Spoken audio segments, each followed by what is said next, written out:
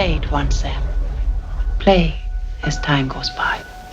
You must remember this. A kiss is just a kiss. تصور کن 2 نفر توی سالن سینما نشستن و دارن یه فیلم رو نگاه میکنن. مثلا یه فیلمی مثل کازابلانکا. داستان به اوج خودش رسیده و عاشق و معشوق دارن از هم جدا میشن.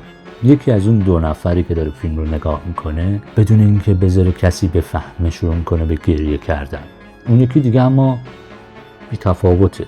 اصلا شاید داره حوصله‌اش سر میره. چه اتفاقی برای این 2 نفر میفته؟ چه چیزی باعث میشه که این فیلم روی اون آدم اینجوری اثر بذاره اما روی آدم دیگه اثر نذاره؟ اصلا فیلم ها چطور روی آدم ها اثر میذارن؟ توی این ویدیو میخوام درباره این موضوع صحبت بکنم که از لحاظ علمی تماشای فیلم ها چه اثرات روحی و جسمی روی انسان دارن. چه چیزی باعث میشه که فیلم دیدن کار مهمی باشه.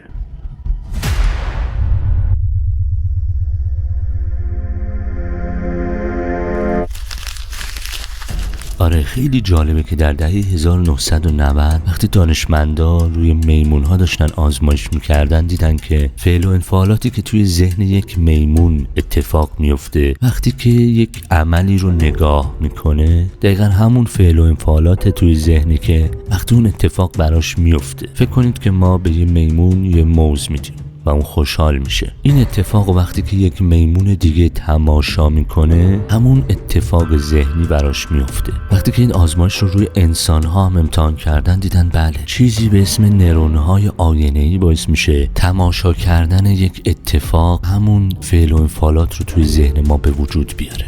و این پایه و اساس همون اتفاقاتی که حالا میخوایم در ادامه بگیم چطور باعث میشن که دیدن فیلم‌ها روی جسم و ذهن ما تاثیرگذار باشه.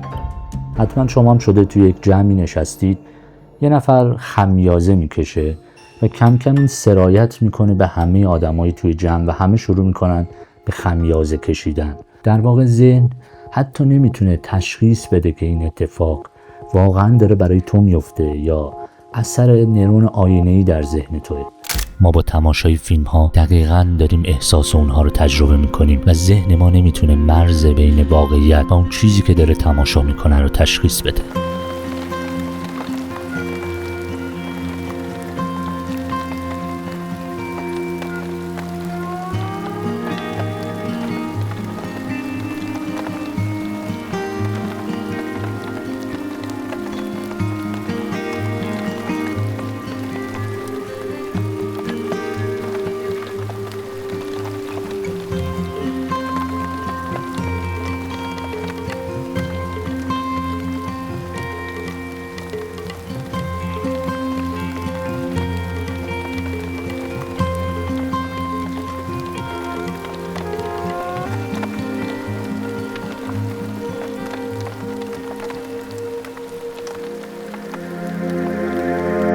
از زمان ارسطو گفته میشه که تراژدی باعث پالایش هیجانی میشه. یعنی تماشاگر با دیدن رنج یا شادی شخصیت‌ها احساسات فروخورده‌اش رو تخلیه میکنه. شما یک تراژدی میبینید که شاید هیچ ربطی به زندگی شما نداره اما به خودتون توی یک لحظه اجازه میدین گریه کنید یا بخندید یا فراموش کنید یا با این کنار بیایید که وقتشه که بار هستی رو از روی دوشم زمین بذارم و یکم استراحت کنم. کارکرد بعدی که تماشای فیلم داره رو بهش میگم پرایمینگ، یعنی آماده سازی ذهن برای یک اتفاق. ما رو با چالش‌های مهم زندگیمون که ممکنه پیش رومون اتفاق بیفته آشنا میکنه و ذهن ما رو به نوعی آماده پیش بینی کردن اون اتفاق یا لحظات بعد از اون اتفاق میندازه. اما بندورا یه نظریه‌ای داره به نام نظریه یادگیری جمعی. میگه مثلا وقتی که فیلم راکی رو یه نفر تماشا میکنه تصمیم میگیره از فرداش بره باشگاه. یا خیلی برامون تجربه شده دیدیم که مثلا وقتی مسابقات کشتی پخش میشه ما هممون میخوایم بریم کشتیگیر بشیم. یا وقتی جام جهانی رو داریم فوتبال میبینیم عشق فوتبال و رویای فوتبال توی ما زنده میشه. به این میگن یک نوع یادگیری جمعی. جدا از واکنش احساسی که تماشای فیلم ها بر روی مخاطب میذارن، سینما به کودکان و بزرگترها الگوهای رفتاری نشون میده.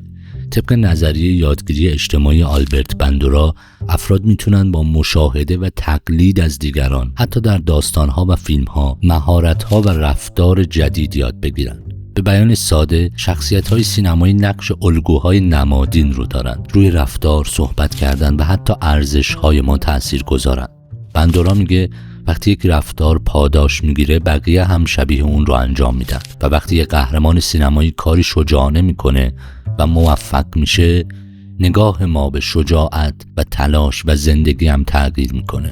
والدین هم نگرانند که فیلم‌های پرخشونت کودکان رو به تقلید از رفتارهای پرخاشگرانه ترغیب کنه. به هر حال تأثیر الگوهای سینمایی بر ما اثبات شده. این تأثیرات هم از لحاظ احساسی و هم از لحاظ الگوهای رفتاری روی جامعه وجود داره.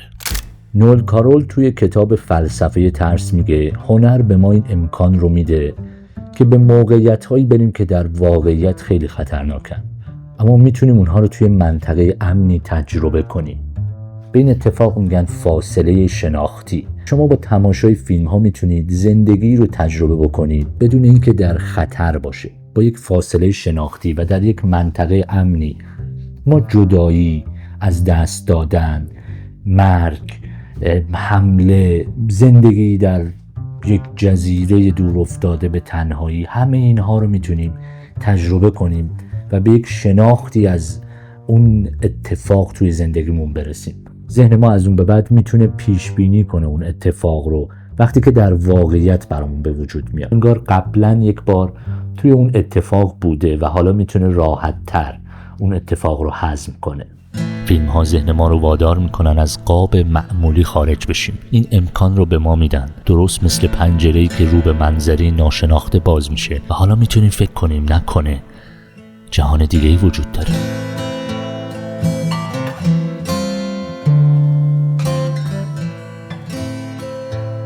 دیگه از خوبی‌های تماشای فیلم و یکی از دلایلی که باعث میشه شما تبدیل بشید به یک انسان دیگه، شکستن دیوارها و چارچوب‌هایی که ذهن شما درگیر اون هستن.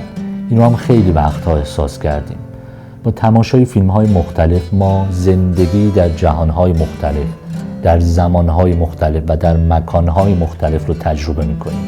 این باعث میشه اون چارچوبی که توی اون زندگی کردیم رو تنها چارچوب ممکن برای زندگی ندونید. درست مثل وقتی که شما برای اولین بار از کشورتون خارج میشید و مسافرت میرید به عنوان توریست توی یک شهر دیگه یا یک کشور دیگه.